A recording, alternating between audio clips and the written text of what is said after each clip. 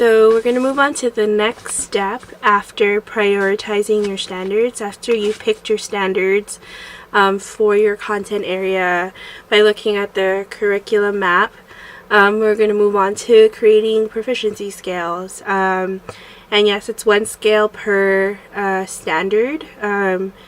Usually if your standard is big, sometimes you can break it up to two proficiency scales, but for now we're just going to learn how to create just one per standard. So you can choose 1 to 2 standards per quarter, depending on really what you can accomplish at the bare minimum of what students really want, what you really want students to know and be able to do for your content area. So proficiency scales are basically the heart and soul of your classroom. They guide teaching, they guide learning, and they guide the way that you grade. So CIA, curriculum, instruction, and assessment. And this is something that you refer to daily. At least in my classroom, I always refer to the scale, and that's where I direct the students when we're doing a particular activity, so that they know where their progress is in terms of the standard. So where they're at in terms of achieving the standard, whether they are at 2.0 at the vocabulary level, whether they're at the standard on target, or whether they're above the standard, which is the 4.0. So once you pick those priority standards, and it's okay to have 1 or 2 in every quarter. At JP we have, I tackle 1 standard per quarter because we only have 22-day quarters in our school schedule. And so really it's very, very focused and very purposeful, because then you're just really at the bare minimum, what do you want students to be able to learn that's essential for them to learn in your content area. So we're going to learn how to create proficiency scales. So first, let's start out with what is a proficiency scale. It's basically a tool in your classroom that displays a collection of related learning goals and scores for determining the level of performance. So in my classroom, I have a proficiency scale up for quite a while on the board, and it shows them what is expected of them at the 2.0 level, 3.0, and 4.0 level. So we start out always with the 3.0, and the 3.0 is basically the standard that we have picked for as a priority standard. So after you put in the standard at 3.0, then you move down to the 2.0, which is basically all the prerequisite knowledge that the student needs to get to the 3. So you put in vocabulary words and basic processes that the student would need to master first before they can actually achieve the standard. And this is where you spend a lot of your time in during the learning period, because students have the most difficulty with learning the foundations or the basics. Then you move on after the 3.0 to the 4.0, and the 4.0 sometimes is not explicitly taught in class, and this is something that you want them to show you that they can go beyond what you expect of them, beyond the standard. So this is sometimes student generated, and we'll talk about that a little later in the next videos. But the 4.0 basically shows that the student has gone beyond the standard.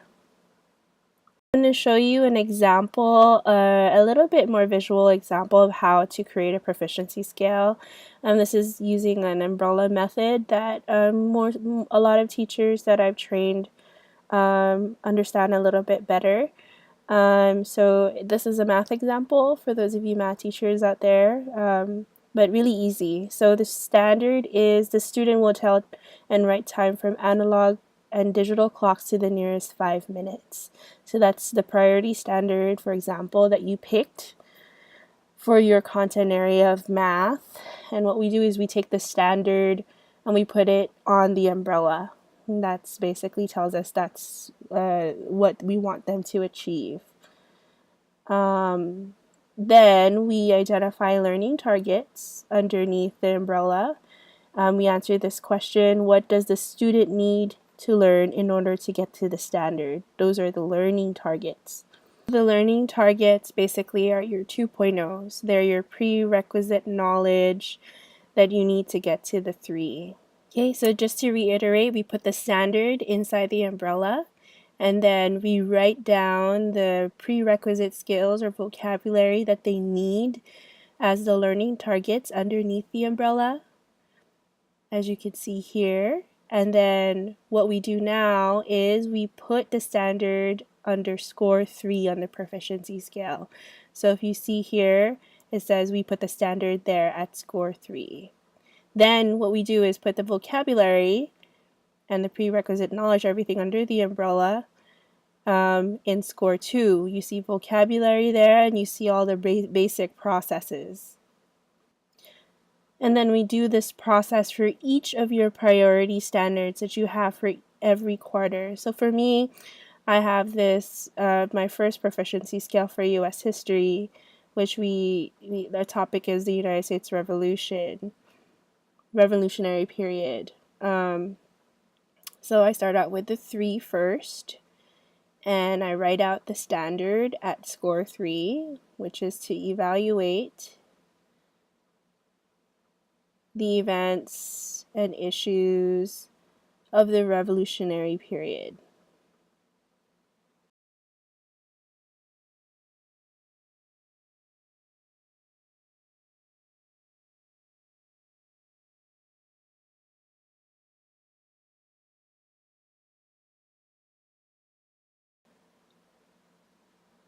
Under score 3, sometimes you have specific things that you want to focus on, and you can add that on as bullet points for score 3. So for me, under score 3, I also want to focus on the English policies and colonial events that occurred, and also the writing of the Declaration of Independence.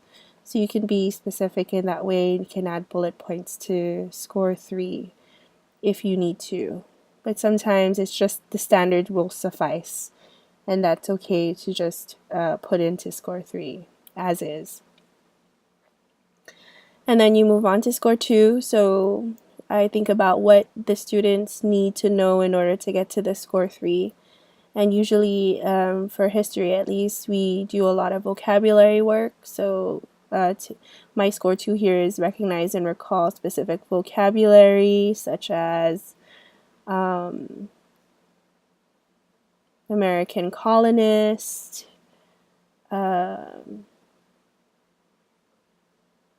King of England. So essential vocabulary that the students need to know in order to be able to do that score 3. Because without these vocabulary words, they won't be able to articulate or be able to show me proficiency of the standard at score 3. Then I move on to score 4. Sometimes score 4 can be student generated. That means it comes from the student. The student identifies how they will show you proficiency at score 4.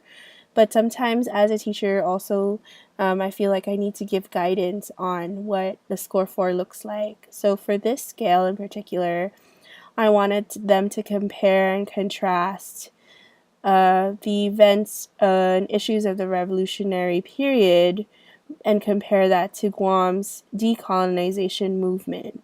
So this is really something that is not explicitly taught. I don't teach it explicitly in the classroom. And it's something that they would have to do beyond the standard. So something that they would have to research. So here's the proficiency scale in its entirety. And I'm going to show you, this is what it looks like in my classroom. The proficiency scale is there for quite a while until we kind of get a majority of them at 3.0 and above. And so this is where a lot of teachers say, oh, you have to change the objectives every single day. No, it actually stays there for the entire unit that you are on that proficiency scale. That could take from 2 weeks to 3 weeks on average, depending on how fast your students go and how fast they can get to proficiency.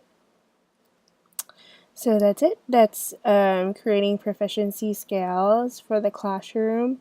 If you have any questions, feel free to email me, ptrannab@gdoe.net, if you have any questions.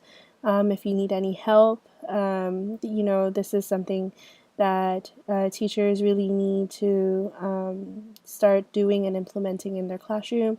And really, you just need to help each other start and get there. So look forward to seeing you in my next video.